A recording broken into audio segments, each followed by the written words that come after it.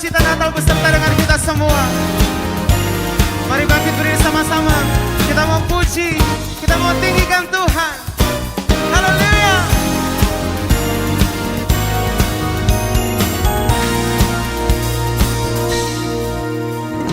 Kami datang bawa pujian, bersama memuji-Mu Tuhan. Satukan suara dan nyanyikan sorak kemenangan. Come on, sing it out. Kami datang bawa pujian, bersama memuji-Mu Tuhan. Satukan suara dan nyanyikan sorak kemenangan. Gloria, Gloria, besar Tuhan, ditinggikan di atas segalanya. Gloria, Gloria, besar Tuhan, ditinggikan puji Dia. Gloria. Mari sambil bertepuk tangan, come on, hey.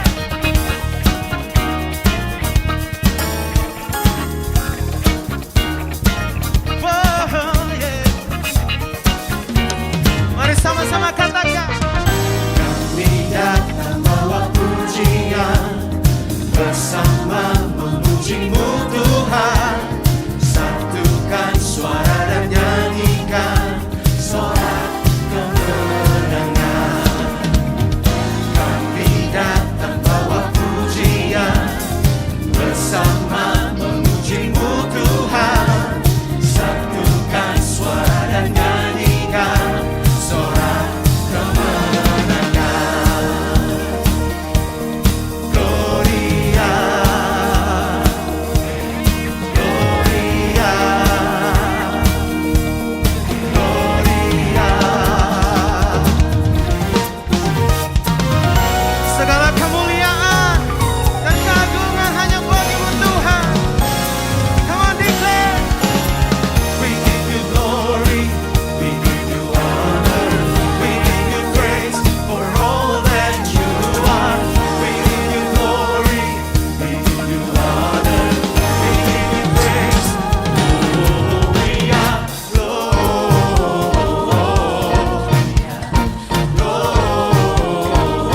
Gloria, besar Tuhan, ditinggikan di atas segalanya.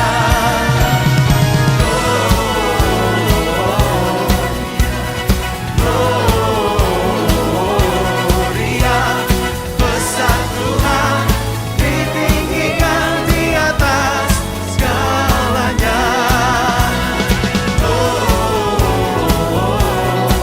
Gloria, besar Tuhan, ditinggikan puji Dia. Gloria, Glory, Gloria.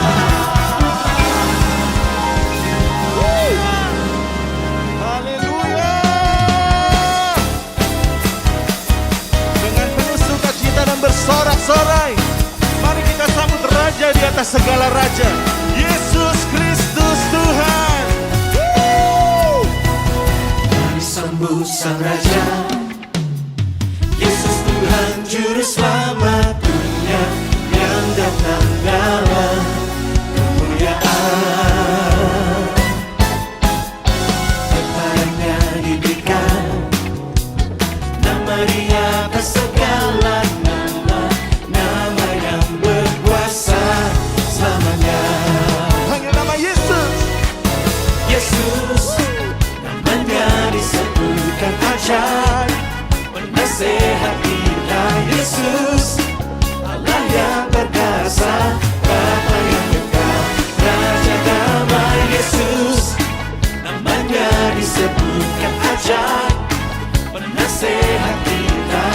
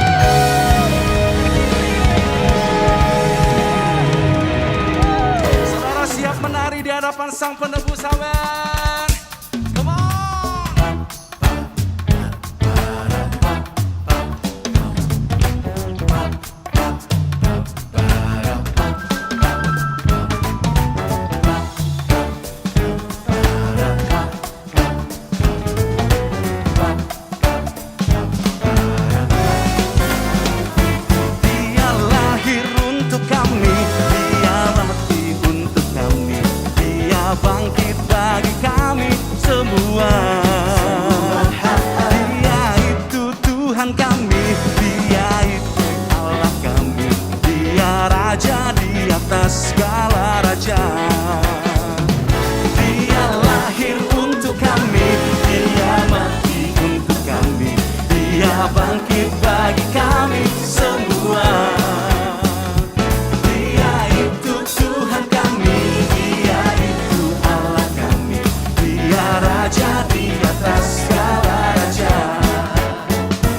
Dia itu firman Allah yang turun ke bumi, yang jadi sama dengan manusia. Dia Yesus sobat kami, Dia Yesus Tuhan kami, Sang Penebus Juru Selamat dunia. Mari menari bersama-sama, gerakan kaki saudara.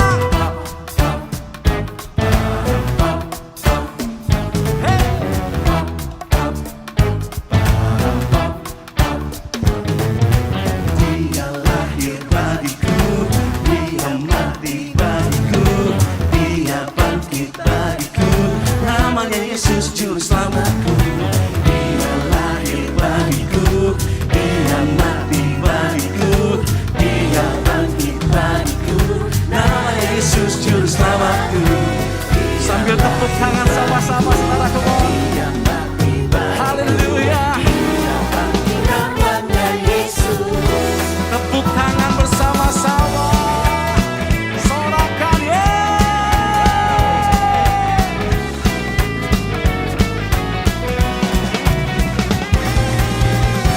Dia Yesus Juru Selamat kita, katakan amin.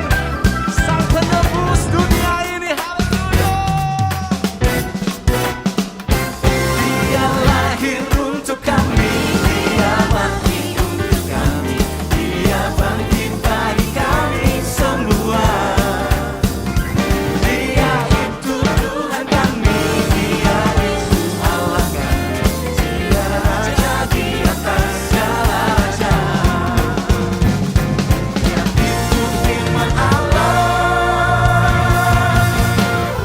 yang turun ke bumi, yang jadi sama dengan manusia.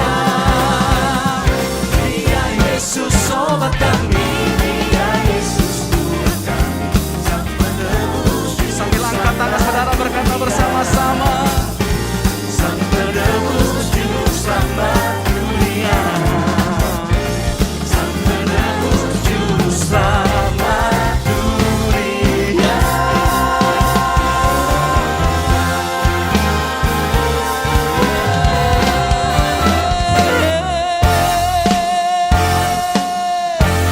Sorakan haleluya, panggil namanya Yesus.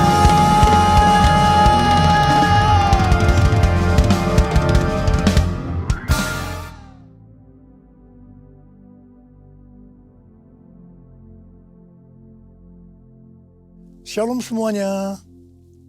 Natal berbicara tentang kelahiran Tuhan Yesus ke dalam dunia ini.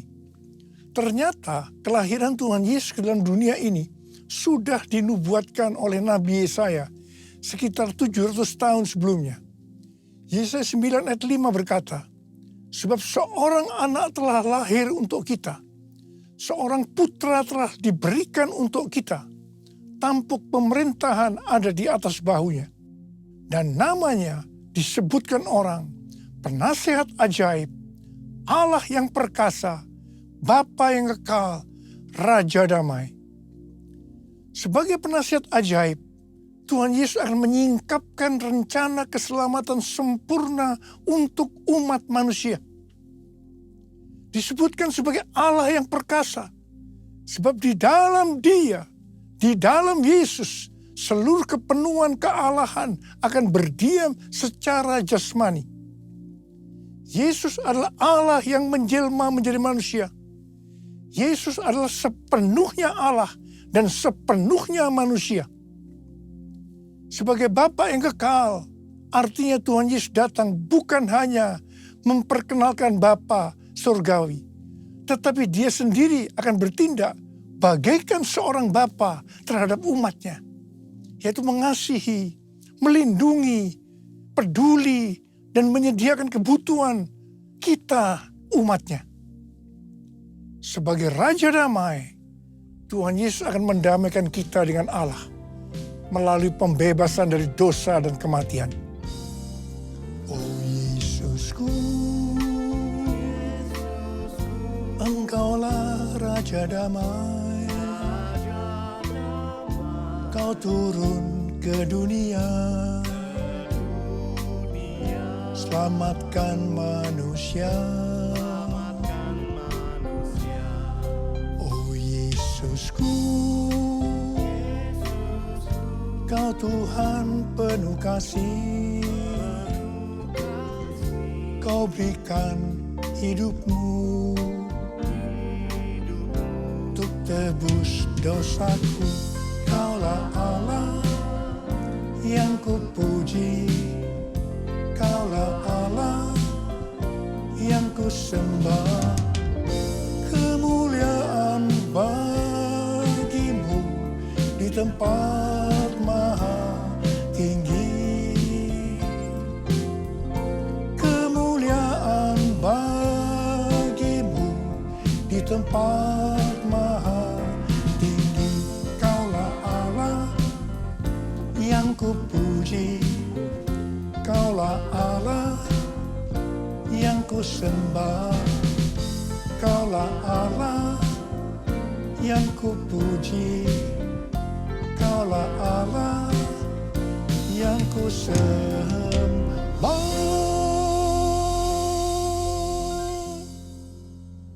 Tuhan Yesus berkata dalam Yohanes 3 ayat 16, karena begitu besar kasih Allah akan dunia ini, sehingga Ia telah mengaruniakan anak yang tunggal, supaya setiap orang yang percaya kepadanya tidak binasa, melainkan beroleh hidup yang kekal. Ada apa dengan manusia sehingga Tuhan Yesus harus datang ke dalam dunia ini? Alkitab katakan, semua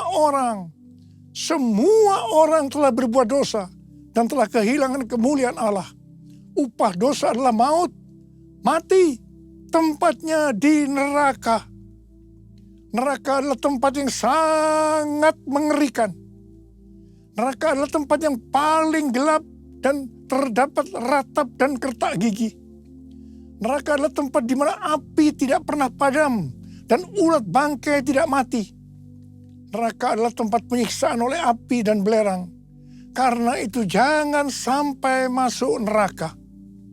Untuk itulah Tuhan Yesus datang ke dalam dunia untuk membebaskan kita dari hukuman kekal selama-lamanya dalam neraka. Bagaimana cara Tuhan Yesus menyelamatkan umat manusia? 2 Korintus 5 ayat 21 berkata, Dia yang tidak mengenal dosa telah dibuatnya menjadi dosa karena kita, supaya dalam Dia kita dibenarkan oleh Allah. Ini dapat diterangkan sebagai berikut. Tuhan Yesus yang tidak mengenal dosa telah dibuatnya menjadi dosa karena kita.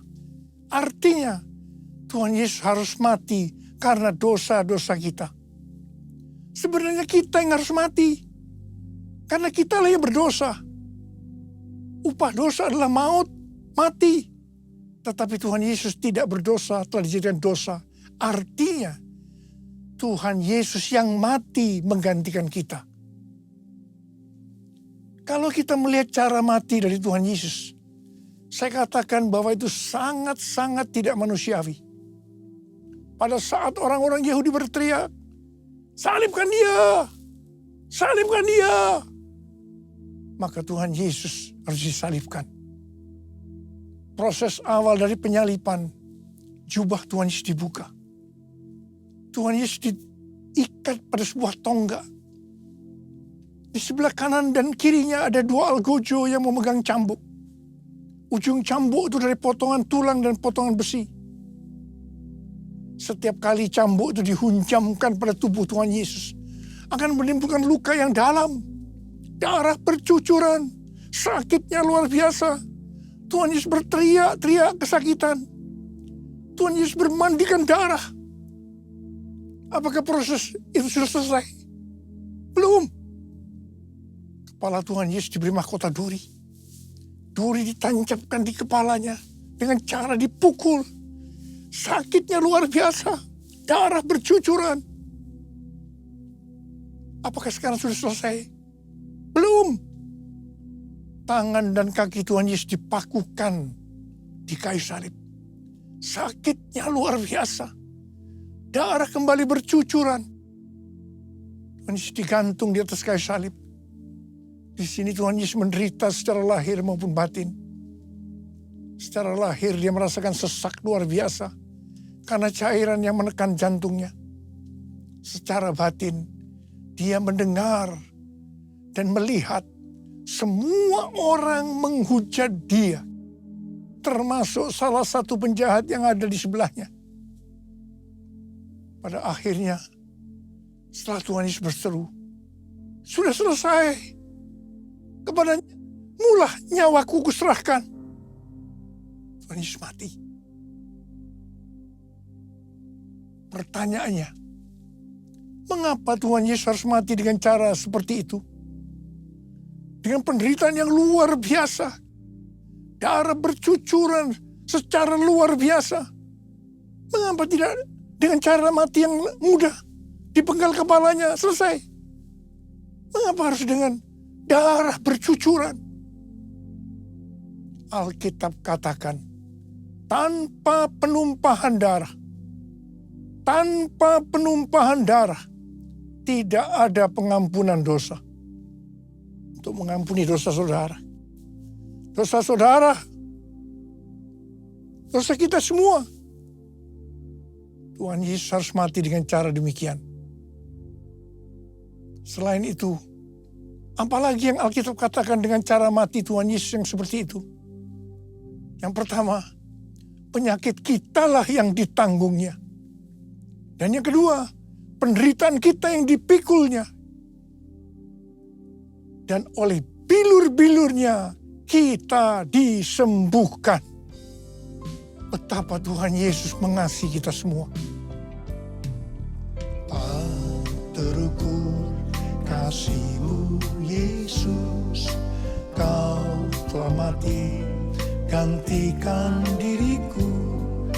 Kau curahkan darah-Mu untuk tebus dosaku. Layaklah Kau Tuhan dipuji dan disembah dengan segenap hatiku. Layaklah Kau Tuhan dipuji dan disembah dengan segenap jiwa ragaku. Dengan segenap jiwa ragaku. Dengan segenap jiwa ragaku. Kita mengenal ada 3 tahap proses keselamatan. Tahap pertama adalah pembenaran, justification. Kita dibenarkan bukan karena perbuatan baik kita, tetapi karena kasih karunia Tuhan yang kita responi dengan iman. Pada tahap ini, setelah kita bertobat dan menerima Tuhan Yesus sebagai juru selamat, kita akan mengalami kelahiran baru. Kelahiran baru adalah proses awal perjalanan rohani kita bersama Tuhan Yesus. Tahap yang kedua dari proses keselamatan adalah pengudusan, sanctification. Dalam proses ini, kita dikuduskan secara terus-menerus melalui Roh Kudus dan firman Allah. Dalam proses ini, kita bisa saja jatuh atau mengalami kegagalan. Yang penting, kita jangan berhenti. Tetapi harus bangkit dan terus maju. Pertobatan adalah kunci untuk kita bisa maju.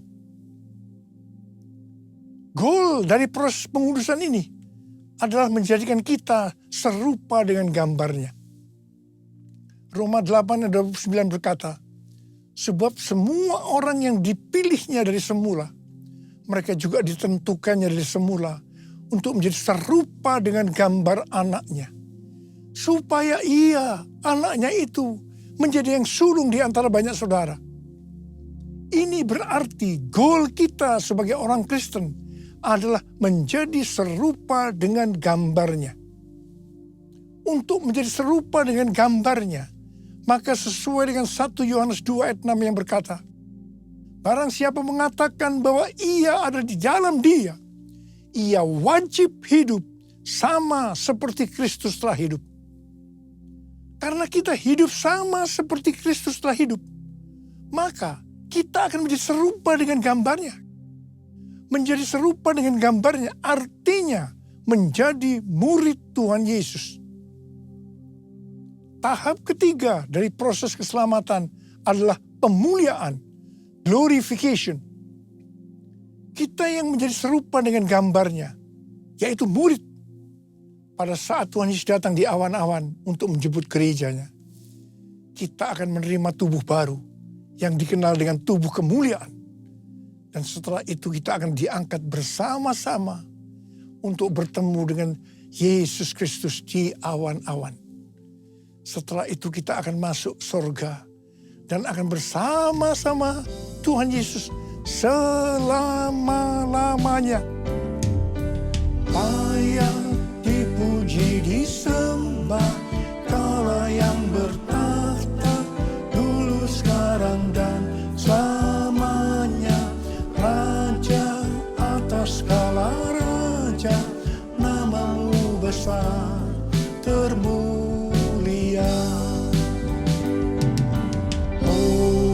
Hosana, Hosana, Hosana. Layak dipuji disembah, Kaulah yang bertakhta dulu sekarang dan selamanya. Raja atas segala raja, namamu besar termulia. Namamu besar termulia.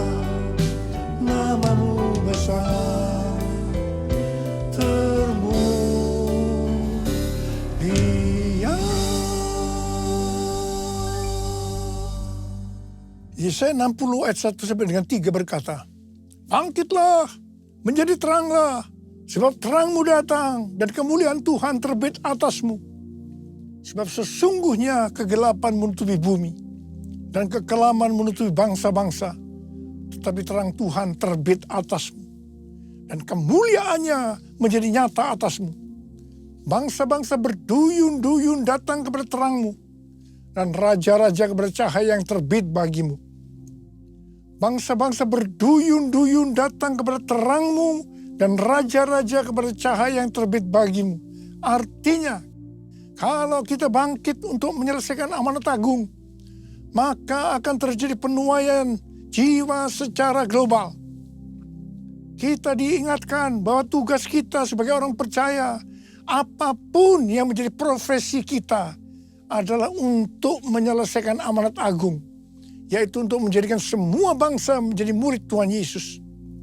Hal ini sesuai dengan yang diperintahkan oleh Tuhan Yesus dalam Matius 28 ayat 19 dan 20. Karena itu pergilah, jadikanlah semua bangsa muridku, dan baptislah mereka dalam nama Bapa dan Anak dan Roh Kudus, dan ajarlah mereka melakukan segala sesuatu yang telah kuperintahkan kepadamu. Ketahuilah, aku menyertai kamu senantiasa sampai akhir zaman. Untuk menyelesaikan amanat agung tidak bisa dengan kekuatan sendiri, tetapi harus dengan kuasa Roh Kudus. Pentakosta ketiga sedang dicurahkan luar biasa untuk memberikan kuasa kepada kita untuk menyelesaikan amanat agung.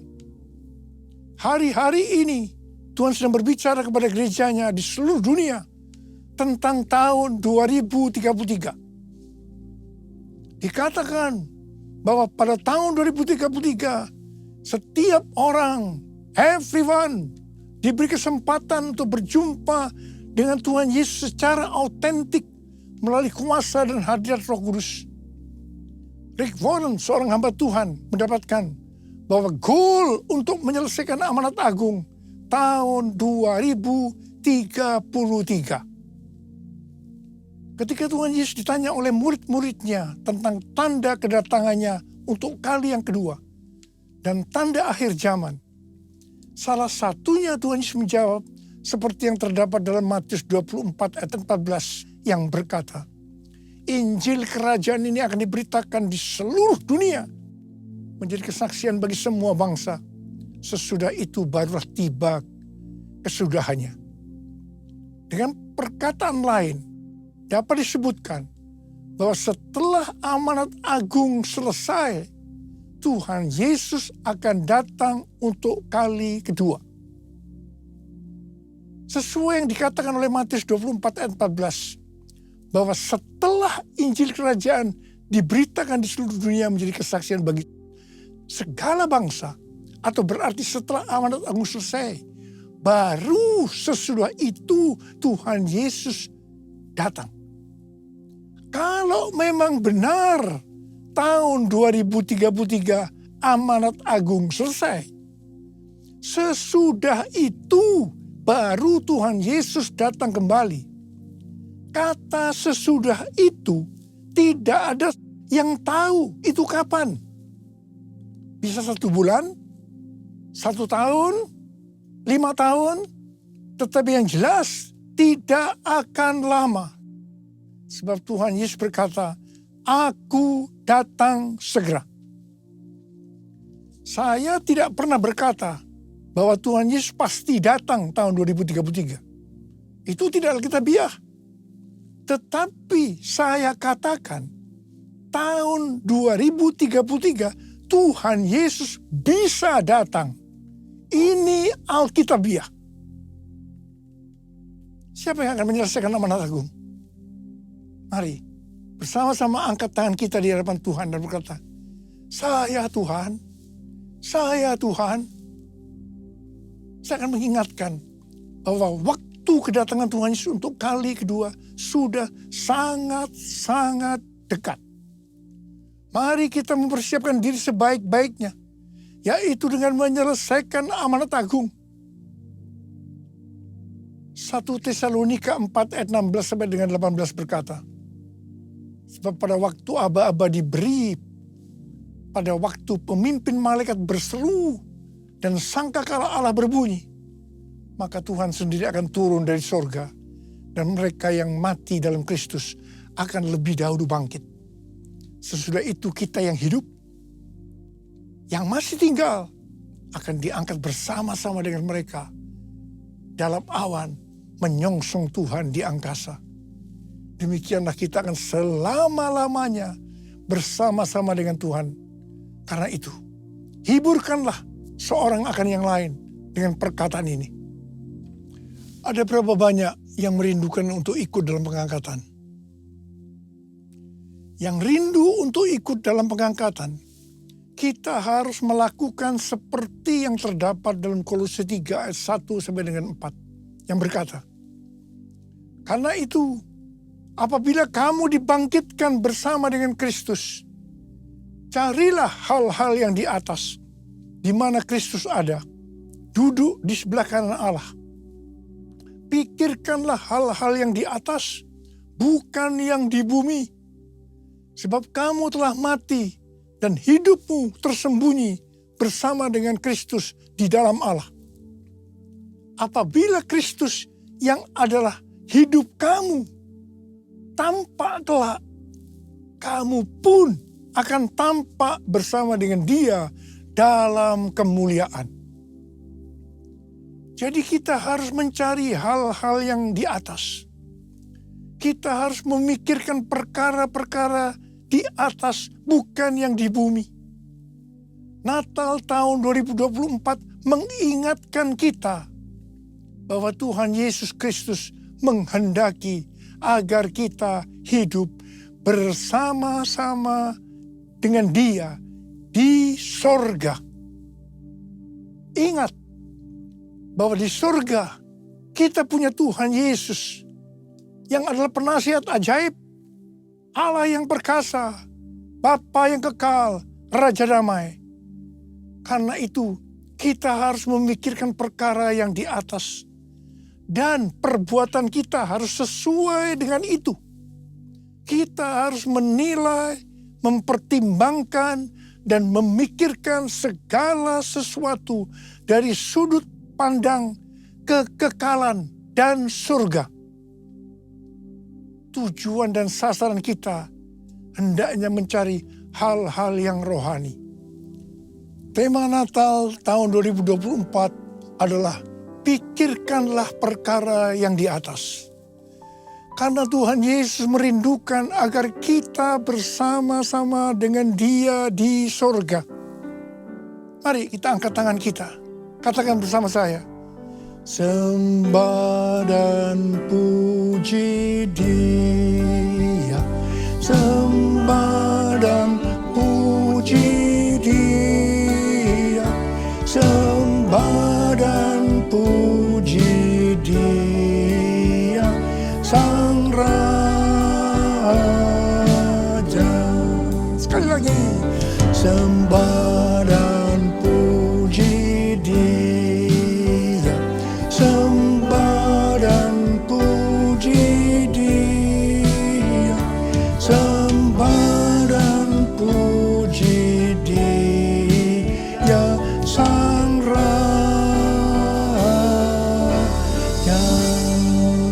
Mari kita berbahasa roh. Yang sudah berbahasa roh, kita berbahasa roh saja.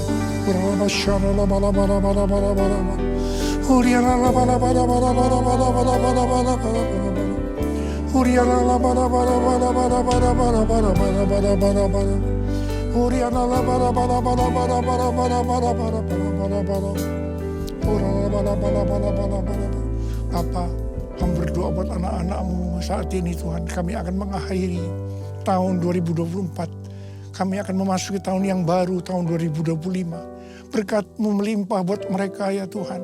Berkat-Mu melimpah buat anak-anak-Mu. Berkat-Mu melimpah buat anak. Hamba berdoa Tuhan, biarlah apa saja yang dikerjakan anak-anak-Mu berhasil. Karena mereka mengerti ya Tuhan. Mereka akan memikirkan perkara yang di atas. Tuhan, terima kasih. Terima kasih. Terima kasih. Terima kasih. Terima kasih. Terima kasih. Dalam nama Yesus kami berdoa. Haleluya. Amin. Saya mengucapkan selamat hari Natal tahun 2024. Tuhan Yesus memberkati kita semua berlimpah, limpah, limpah. Amin. Jesus for everyone. Jesus for everyone. Jesus for everyone. Jesus for everyone. Jesus for everyone. Jesus for everyone. Jesus for everyone. Jesus for everyone. Jesus for everyone. Jesus for everyone. Haleluya. Sekarang terimalah berkat Tuhan. Kasih karunia berlimpah-limpah daripada Allah Bapa dalam Anak yang tunggal Yesus Kristus. Persekutuan yang manis dengan Roh Kudus menyertai kita semua mulai hari ini. Sampai Tuhan Yesus datang menjemput kita di awan-awan dan bahkan sampai selama-lamanya. Yang percaya bersama-sama katakan, Amin.